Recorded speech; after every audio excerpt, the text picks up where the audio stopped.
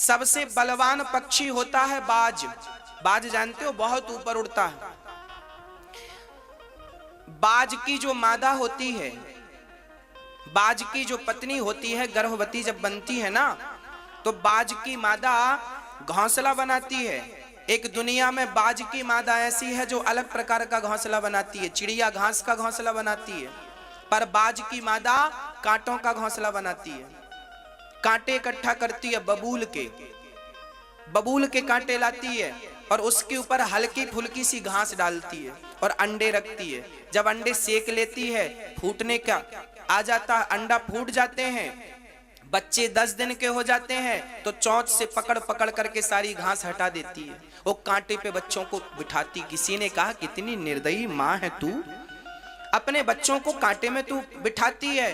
तब उस बाज की मादा ने कहा, मुझे पता है यदि मैंने अपने बच्चों को कांटों में चलना नहीं सिखाया तो कल इनका कोई भी शिकार कर लेगा। इन्हें सबसे ऊपर उड़ना है तो इन्हें कांटों में तो चलना ही पड़ेगा। इसलिए बाज सबसे ऊपर उड़ता है, सबसे खतरनाक पक्षी माना जाता है। उसका वार कभी बेकार नहीं जाता, क्योंकि उसने कांटों से शिक्षा पाई है। यहाँ चुभन, जब जितनी चुभन होती है ना, व्यक्ति उतना मजबूत बनता है। और आपने अपनी बेटियों को, बेटों को संस्कार दिए क्या है? नंगे पांव भी तो तुमने पत्थर में चलाया नहीं। चलाया होता तो एक्यूप्रेशर से ही सब ठीक हो जाता, पर वो भी तो होने नहीं दिया।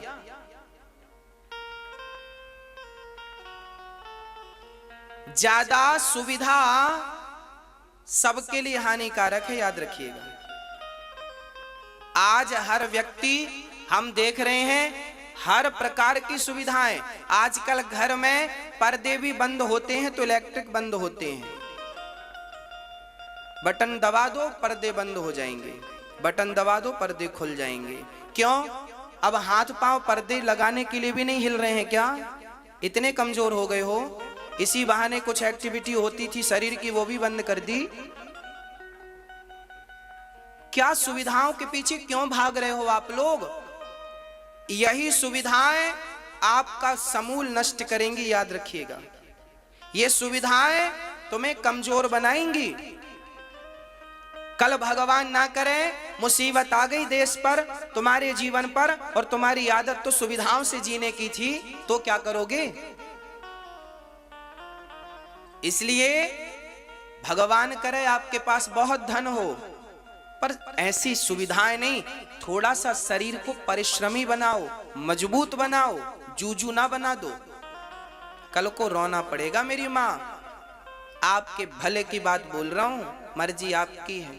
बेटों को, बेटियों को सब प्रकार से रेडी कीजिएगा। बात बात पे झगड़ा ना किया करो, बात बात का बुरा ना माना करो। अरे मैंने कुछ कह दिया तो बुरा मानने की क्या बात है, हंस के टाल दो।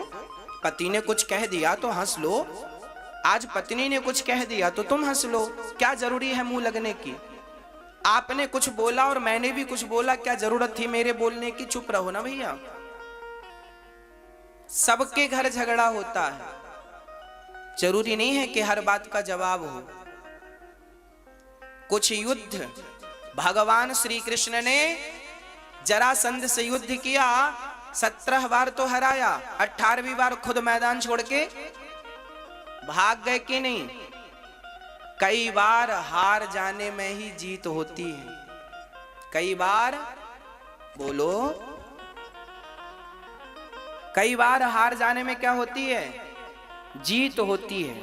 इसलिए पाकिस्तान से युद्ध करने का अवसर आए हमें, तो हमें वहां जीतना है। आतंकवादियों से लड़ने का मौका लगे तो वहां हमें जीतना है।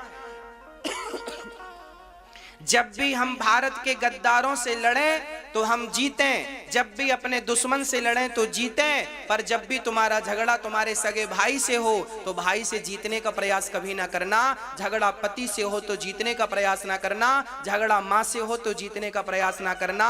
अपनों के रिश्तों में सदा हार जाना, क्योंकि इनकी हार में ही तुम्हारी जीत छिपी है। इन रिश्तों में भाई से तुम जीत कर क्या करोगे? भाई से जीत कर, वाह मैं भाई से जीत गया, पागल, भाई से जीत गया। आतंकवादियों से जीतते, पाकिस्तान से जीतते तो हम मानते कि हाँ जीत गए तुम। भाई से क्या जीत गए तुम? क्यों जीतने का प्रयास? हार क्यों नहीं गए? भाई डांट रहा, सुन लो ना। बड़ा भाई है, छोटा भाई है, आज उसका दिमाग खराब है, चलो डांट रहा है, बोल रहा है, सुन लो। तुम तो समझदार हो। तुम्हारी पत्नी है, पत्नी कितना बड़ा त्याग करती है तब ये पत्नियां बनती हैं। पुरुष का कोई त्याग नहीं है जीवन में, पर पत्नी का त्याग मैं आपको गिनाता हूं, गिनना। पुरुष अपनी मां को, अपने पिता को नहीं छोड़ता, पर स्त्री शादी के तुरंत बाद अपनी माता और पिता को छोड़ती है। स्त्री का त्याग, शादी के पहले पहनावा अलग था, शादी के बाद पहनावा वही होगा जो ससुराल की मर्जी होगी। शादी के पहले मांग नहीं थी, शादी के बाद मांग। माथा मेरा है पर सिंदूर पति के नाम का होगा, हाथ मेरा है पर चूड़ी पति के नाम की होगी, गला मेरा है पर मंगलसूत्र पति के नाम का होगा, पांव मेरा है पर माहौर पति के नाम का होगा, कान मेरे हैं पर बाले पति के नाम के होंगे, पेट मेरा है पर बच्चा पति का है, रक्त मेरा बहेगा, पेट मेरा फटेगा, पर बेटे को नाम मां का नहीं मिलता, बेटे को नाम बाप का मिलता है। इतना बलिदान देने के बाद तुम कहते हो तुम पांव की जूती हो, तो यार तुम अच्छी किस्म के कुत्ते भी नहीं हो। क्योंकि कुत्ता जिस पत्तल में खाता है ना, उसकी रात भर चाकरी करता है। वो स्त्री जो इतना त्याग करती है एक पति के लिए, और बाद में पति, हद तो तब हो गई जब पति ने कह दिया निकल जा मेरे घर से। पति ने कह दिया पत्नी को, बाप ने कह दिया जा तेरे घर, बाप ने विदा किया बेटी को, जा बेटी तेरे घर। वो ये सोचकर आई कि मेरे पिता ने कहा है ये मेरा घर है, वो अपने घर आई, पर कुछ दिन बाद पति से झगड़ा हुआ, पति ने कहा जा मेरे घर से। अब पत्नी कंफ्यूज हो गई, पिता ने कहा था ये मेरे घर, ये पति कह रहा अपने, अब उसका घर क्या है? बताओ उसका घर कौन सा है? बताओ, वो लोग बताएं जो अपनी पत्नियों को पांव की जूती समझते हैं। बताओ पत्नी का घर कौन सा है? बाप ने तो कहा था ससुराल तुम्हारा घर है, और पति ने आज गुस्से में कह दिया अपने घर जाओ, तो उसका घर है कौन सा? किसको वो अपना कहे? क्या ये यहां से वहां चक्कर काटने आई है? हाँ, जब मन करा तो भगा दिया, जब मन करा सो गले लगा लिया। अरे थोड़ा सा तो सम्मान कर लो उस स्त्री का। जब सीता मां जंगल गई तो सीता मां के पांव में छाले पड़ गए, कांटे लग गए, तो राम जी ने अपने हाथ से सीता जी के पांव के कांटे निकाले हैं। केवल पत्नी ही पति के पांव दबाए ऐसा नहीं है, कभी पत्नी के पांव में छाला पड़ जाए तो पति को भी तो उसके पांव को पकड़ के छाला देख लेना चाहिए। यही तो पति धर्म है। माता सीता जब वनवास गई थी, माता सीता वनवास गई थी, तो माता सीता से वनवासी कपड़े पहनना नहीं आते थे, क्योंकि वो राजसी कपड़े पहनती थीं, और उनके कपड़े वनवासी कैसे पहने उनसे आता नहीं था।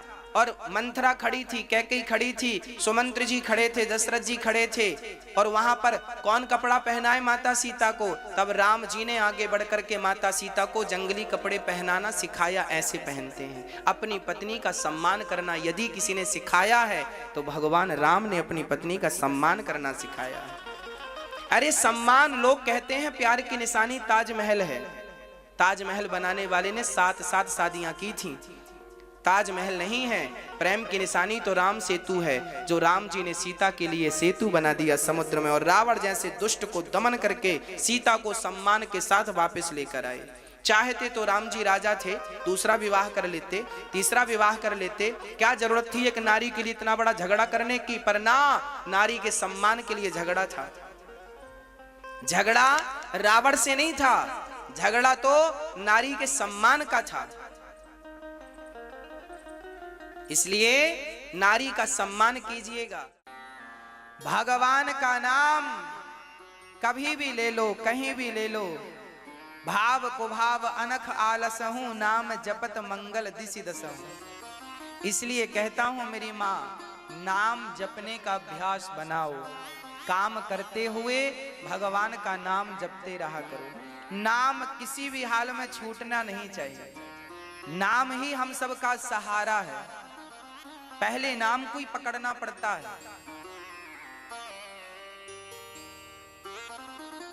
एक व्यक्ति बोला, महाराज जी नाम जपने से क्या होगा? हमने कहा तेरा नाम क्या है? उसने कहा मेरा नाम अखिल है। मैंने कहा ठीक है जा। जब वो घर गया तो रात के 12 बजे उसके घर पर हम गए और चिल्लाए, हमने आवाज लगाई बाहर से, भैया अखिल अखिल। एक बार में नहीं सुना, 2 बार में नहीं सुना, तीसरी बार में नहीं सुना, चौथी बार में हम बोलते गए। अंत में दरवाजा खोल के आया, बोले क्या बात है? हमने कहा कोई बात नहीं, हम तो नाम ले रहे हैं। अरे आप हमारा नाम बोल रहे हैं? हमने कहा तेरा नाम थोड़ी अखिल है, बहुत लोगों का नाम अखिल है। अखिल ब्रह्मांड नायक हमारे भगवान का नाम है। अरे आप बुला रहे हैं हमें। हमने कहा पगले, जब तेरा नाम बोलने से तू मेरे सामने आ गया सामान्य इंसान, तो भगवान का नाम कोई भक्त प्रेम से पुकारे तो क्या भगवान नहीं आएंगे? क्या भगवान बहरे हैं? अरे भगवान बिनु पग चलहि सुनहि बिनु काना, सहस्त्र शीर्षा पुरुखा सहस्त्राक्षः सहस्त्रपात। भगवान के एक नहीं हजारों आंखें हैं, हजारों कान हैं। चींटी भी अपने पांव में घुंघरू बांध के नाचे तो परमात्मा को सुनाई पड़ जाता है कि कोई चींटी मुझे पुकार रही है। ये भगवान है, ये भगवत दर्शन है। इसलिए आप सभी किसी भी हाल में भगवान का नाम ना छोड़ा करो, भाव से जपा करो, प्रेम से जपा करो। नाम सदा मंगल ही करता है, कल्याण ही करता है। पहले नाम जपो, फिर धीरे धीरे जिसका नाम जप रहे हो उनसे धीरे धीरे प्रेम हो जाएगा। जैसे आप जप रहे हो राधा कृष्ण राधे कृष्ण कृष्ण कृष्ण, तो पहले कृष्ण कृष्ण जपो, बाद में क्या होगा? हाँ, पहले नाम जपो सामान्य, राम राम जपो, फिर धीरे धीरे क्या होगा? जिनका नाम है राम से धीरे धीरे जनाम जपते जपते उन राम से प्रेम हो जाएगा। क्या हो जाएगा? राम से, राम से क्या होगा? देखो शुरुआत तो नाम से ही होगी ना। अच्छा, आप किसी से दोस्ती करेंगे तो उसका नाम पूछेंगे कि नहीं? हाँ या ना? पहले नाम पूछेंगे, फिर बातचीत करते करते ही आगे बातें होती हैं। बस इसी तरह शुरुआत नाम से, केवल नाम काम करते हुए नाम जपते रहो। नाम कभी भी ना छूटे, किसी भी हाल में ना छूटे, इस बात का हम सबको ख्याल रखना चाहिए। इसलिए नाम है। कब तक नाम जपें? बोले जब तक भगवान सुन ना ले तब तक नाम को जपते काम करते रहो, नाम जपते रहो।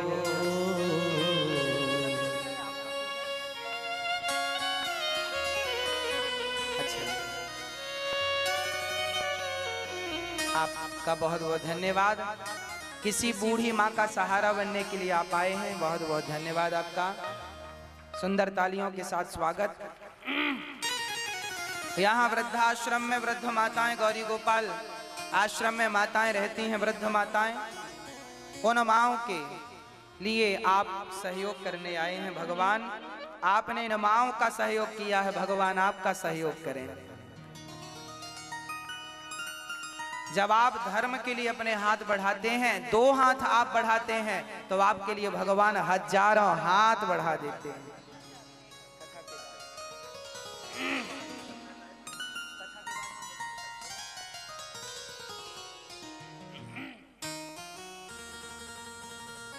याद आवेगी उसको कभी ना कभी, मेरी विनती सुनेगा कभी ना कभी। ऐसा विश्वास मन में जगाते चलो, मन से गोविंद गोपाल गाते चलो। नाम धीरे धीरे जपो, धीरे धीरे। कैसे नाम जपना है? पहले नाम जिह्वा से जपना है। बोलो राम, बोलो राम, राम सीताराम, सीताराम। अब इसी नाम को हृदय से बोलो। अब आपकी जिह्वा ना हिले, होंठ ना हिले और आप बोलो सीताराम। बोलो,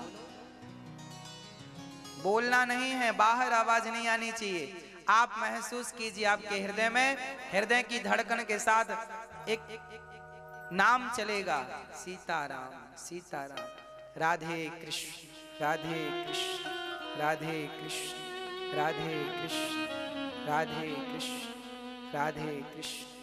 आपकी जिह्वा ना हिले और बस नाम चलता रहे, कृष्ण कृष्ण, श्री कृष्ण, श्री कृष्ण। ये हृदय से जाप है। इस जाप को आप करेंगे तो बहुत जल्दी जनाबाई के ओपलों से विट्ठल विट्ठल की ध्वनि निकलती थी। भक्ति मती जनाबाई ओपले बनाती थी, कंडे थापती थी, तो उसके ओपलों से विट्ठल विट्ठल की ध्वनि। जो भक्त हृदय से नाम जपता है और हृदय के बाद नाभि से नाम जपता है तो रोम रोम से नाम निकलता है। वो किसी वस्तु को टच कर दे तो उससे भगवान का नाम निकलने लग जाता है। ये आप लोगों के जीवन में जब आप भक्ति करती हो ना मेरी माँ, तो जो आदमी भक्ति करेगा उसके जीवन में धन धान्य आएगा। वह व्यक्ति बहुत अमीर होगा जो भगवान के चरणों से जुड़ा होगा। लेकिन एक बात बताएं, भगवान के भक्त को फिर भक्ति सच्ची हो जाने पर ना फिर धन से मोह रह नहीं जाता। कई बार आप लोग कहते हैं महाराज जी भक्त हमेशा गरीब क्यों होता है? कारण है सच्चे भक्त को धन से मोह होता ही नहीं, इसलिए वो बेचारा गरीब रहता, उसे चाहिए ही नहीं होता ना। सच्चा भक्त तो धन से मोह रखता ही नहीं है, इसलिए वो गरीब होता है। ऐसा नहीं है कि भक्त गरीब होता, ना जी। भगवान की शरण में जब आप जाते हैं और भक्ति करते हैं तो धन तो पीछे पीछे चलता है, क्योंकि लक्ष्मी कौन है? नारायण की पत्नी है। जहां नारायण होंगे वहां तो लक्ष्मी होंगी ही होंगी, तो लक्ष्मी तो वहां होती है जहां भगवान। इसलिए भक्ति करो, लक्ष्मी मिलेगी। चूंकि भक्त लक्ष्मी मां को, नारायण को स्वीकार कर लेता है, लक्ष्मी की उलझन में वो पड़ना नहीं चाहता कि लक्ष्मी आएगी कहीं हमारी बुद्धि भ्रष्ट ना हो जाए। इसलिए वो सुदामा के जीवन में भी भक्ति के बाद धन मिला कि नहीं? भगवान ने संपत्ति दी ना, और जब धन मिला तो सुदामा जी डर गए थे। सुदामा जी ने कहा प्रभु मैं ये धन नहीं ले रहा हूं, मेरी घास की कुटिया अच्छी है। क्यों? बोले इतना धन दे दिया आपने, कल को अहंकार आ गया तब तो मैं ना घर का रहूंगा ना घाट का, मुझे फिर नरक भेज दोगे आप। ये कह के कि तुम तो अहंकारी हो गए थे, मैं नहीं लेता ये संपत्ति। तब भगवान ने कहा मैं धन भी दे रहा हूं और ये वचन भी दे रहा हूं कि तुम्हें कभी अहंकार नहीं आएगा सुदामा। तब सुदामा ने संपत्ति को स्वीकार किया। तो भगवान के भक्तों को धन की कमी नहीं होती। कोई करे तो सच्ची। अब मीराबाई को कोई धन की कमी थी क्या? लेकिन उसने धन स्वीकार किया ही नहीं ना। नरसिंह मेहता को कोई, नरसिंह मेहता उस जमाने में गरीब थे लेकिन भगवान की भक्ति की तो भगवान ने उन्हें नगर सेठ बना दिया था। लिखा है उस चरित्र में, नरसिंह चरित्र में, आप पढ़ लेना। नानी बाई के मायरे में एक कथा आती है कि नरसिंह जी पहले गरीब थे पर भक्ति की तो अमीर हो गए। भगवान ने इतना दे दिया नरसिंह को कि 21 पीढ़ी बैठी खाए नरसिंह की तो खत्म ना हो। लेकिन उन्होंने इतना दान पुण्य किया, सब लुटा दिया और उनका तो मोह ममता धन से रहा ही नहीं। मैं धन में ही उलझा रहूंगा तो भजन कब करूंगा? सब लुटा करके और खरताल लेके भगवान का भजन करने लगे। राधे भक्त तो लेता ही नहीं है। रैदास भक्त जूता सिलते थे। एक बार भगवान साधु बन के आए और रैदास जी के पास एक उनको पत्थर दिया। कौन सा पत्थर? पारस मणि दी। सुन लो, लिखा है ये सब। रैदास जी से कहा साधु ने, साधु मतलब वो भगवान साधु बन के आए, सुनो रैदास जी तुम साधुओं की सेवा करते हो, ये पारस मणि ले लो। सुनो ये लोहे पर छू देने से सोना हो जाता है, फिर तुम खूब सेवा करना, तुम्हारी दरिद्रता गरीबी मिट जाएगी। रैदास जी के सामने भगवान ने जो उनका जूता रख कर वो कील ठोकने का एक उनका औजार होता ना लोहे का, भगवान ने उसको छुपा दिया लोहे को, और वो सोना हो गया। अब रविदास जी रैदास जी रोने लगे, हे भगवान मैं तो गरीब था ही, आपने और गरीब कर दिया। भगवान ने कहा मैंने कहां गरीब कर दिया। बोले रविदास जी ने कहा कि आपने मेरा जूता जिस पर रखता हूं उसको तुमने सोने का बना दिया, अब कोई सोने पर रख के थोड़ी जूता सिलूंगा, मुझे से यमन गंगा जी में बहाना पड़ेगा, फिर कहां सिलाऊं खरीद के। भगवान बोले सोना बेच के जितना पैसा चाहिए ले लेना। रविदास जी ने कहा कि सुनो प्रभु, मैं जो जूते सिलकर काम करके जो पैसा कमाता हूं उसी से अपना गुजारा करूंगा, मैं ये तुम्हारे मणि मणि के चक्कर में नहीं पड़ता, जितना मिल रहा है अच्छा है। भगवान ने जिद की, ना जी रैदास जी तुम्हें ये पारस मणि लेनी पड़ेगी। तो रैदास जी ने कहा एक काम करो, मेरी झोपड़ी के ऊपर वो जगह तुम्हें जहां मिले खोस दो मीन्स रख दो, वहां रख दो। चले गए भगवान। एक साल बाद भगवान फिर आए, अरे रविदास जी तुम तो, रैदास जी फिर तुम वही जूता सिल रहे हो, तुम तो मणि दिया था मैंने, कितना सोना बन जाता, तुम लखपति करोड़पति बन जाते। रैदास जी ने कहा आपने हमें कुछ दिया था, कब दिया था? पिछले साल। कहां रखा था? वहां। तो रैदास जी ने कहा जहां रखा था देख लो। भगवान ने हाथ डाला तो वहां उनकी पारस मणि ज्यों की त्यों रखी थी, साल भर से छुआ नहीं। भगवान का सच्चा भक्त तो भगवान से मतलब रखता है, धन बहुत आता है उसके जीवन में पर वही परवाह नहीं करता। इसलिए ये कहने में आता है कि भक्त गरीब होता, गरीब नहीं होता, सच्चा भक्त स्वीकार ही नहीं करता ना। इसलिए रैदास जी के जीवन में पारस मणि मिली थी, भगवान ने दी, नहीं ली उनने। इसके बाद बहुत जिद करने पर फिर उन्हें 2 सोने के सिक्के रोज देते थे भगवान, उनके ठाकुर जी से रोज प्रकट होते थे, उससे फिर वो साधु सेवा करते थे। वो भी भगवान के जिद करने पर, और पूरा पैसा वो सेवा में लगाते थे, अपने लिए रोटी उस पैसे से नहीं खरीदते थे, जूता सिल के जो कमाते थे उसी से अपनी रोटियां खाते थे। भक्त लेता ही नहीं, भगवान दे दे के परेशान है। राका वाका का नाम सुना होगा आपने। राका वाका पति पत्नी, पति का नाम था राका, पत्नी का नाम था बाका, राका वाका। दोनों जंगल की लकड़ियां समेट के लाते, जो पैसा बचता भगवान की पूजा करते, संतों की सेवा करते, खवाते पिवाते और खाते रोज कीर्तन, दिन भर कीर्तन, सीताराम सीताराम सीताराम सीताराम सीताराम, राधे श्याम राका वाका दोनों जपते। एक दिन नामदेव जी ने विट्ठल भगवान से कहा, प्रभु ये राका वाका बड़े गरीब हैं और आपके बड़े अच्छे भक्त, इनको पैसा क्यों नहीं देते हो? भगवान विट्ठल बोले, नामदेव मैं देता हूं, ये लेते ही नहीं है। अच्छा चल तेरे सामने देता हूं। तो एक दिन विट्ठल भगवान और नामदेव जी दोनों राका वाका के रास्ते में ढेर सारा सोना बिछा के आ गए, ढेर सोना का, और जरा ऊपर माटी डाल दिए, जरा जरा दिख रहा था, और झाड़ियों में जाके छिप गए। राका वाका रोज जंगल जाते थे लकड़ियां लेने के लिए, तो जब गए तो राका आगे आगे थे। तो राका ने देखा कि यहां कुछ सोना पड़ा है, ध्यान से देखा, सोना था। राका ने तुरंत पीछे देखा और तुरंत मिट्टी डालनी शुरू कर दी उसके ऊपर। राका को लगा कि कहीं मेरी पत्नी बाका ने देख लिया और कहीं उसने जिद किया, क्योंकि माताओं को सोना बड़ा प्रिय होता है। तो राका को लगा कि कहीं मेरी पत्नी बाका ने देख लिया तो कहीं उठा ना ले। तब तक बाका आ गई, और राका से ज्यादा त्यागी उनकी पत्नी थी। बाका ने कहा आप क्या कर रहे हैं? उन्होंने कहा माटी डाल रहा हूं, यहाँ सोना है तो उस पर मिट्टी इसलिए डाल रहा था तुम ना देख लो। बाका ने कहा प्रभु आप माटी के ऊपर माटी क्यों डाल रहे हैं, वो तो माटी है। ये कहकर दोनों चले गए, जंगल की लकड़ियां लेकर आए, बेचा, जो पैसा मिला खाया पिया, भोग लगाया ठाकुर जी को और कीर्तन करने लगे, श्री कृष्ण गोविंद हरि। दिन भर कीर्तन, दिन भर। अब भगवान विट्ठल बोले, नामदेव अब तू बता मैं क्या करूं, ये धन लेते ही नहीं है। भगवान का भक्त गरीब नहीं होता, कभी गरीब हो ही नहीं सकता। लिख लो, मेरे से लिखवा लो, स्टाम्प पे लिख दूंगा, कभी नहीं गरीब हो सकता।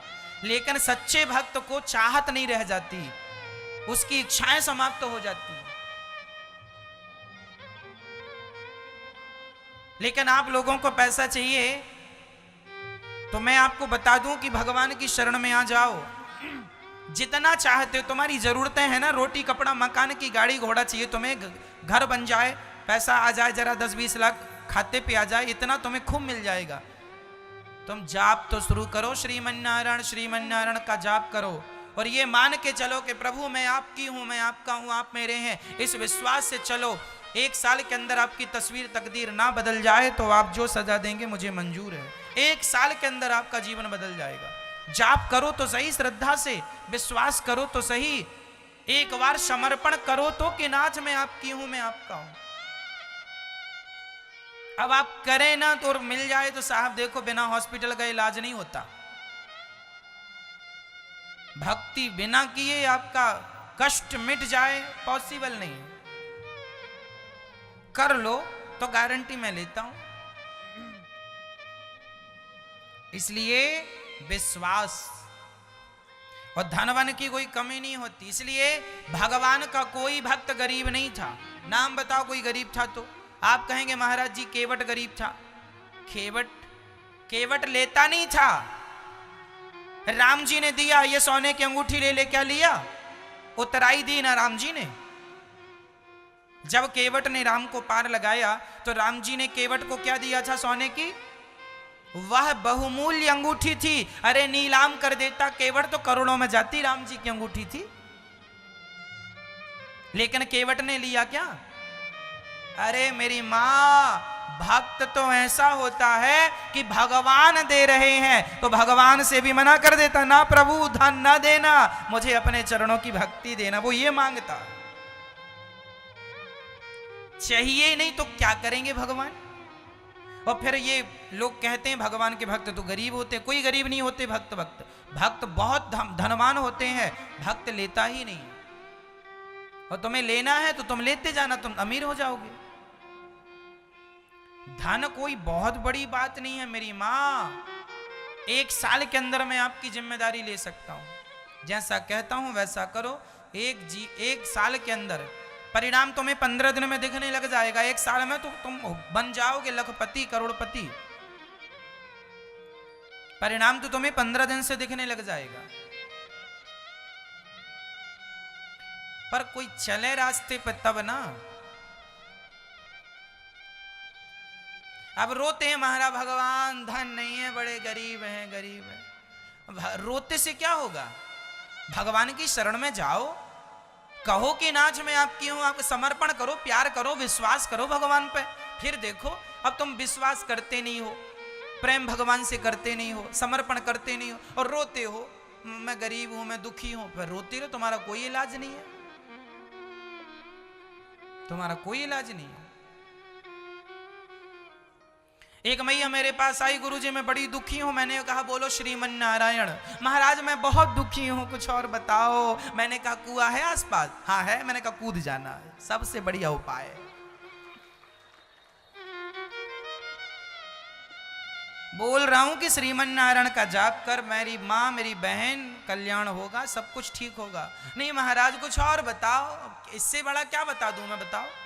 मेरे को तो इतना ही पता है श्रीमन नारायण भगवान से बड़ा क्या है? फिर भगवान से बड़ा कुछ हो तो फिर मैं आपको बताऊं?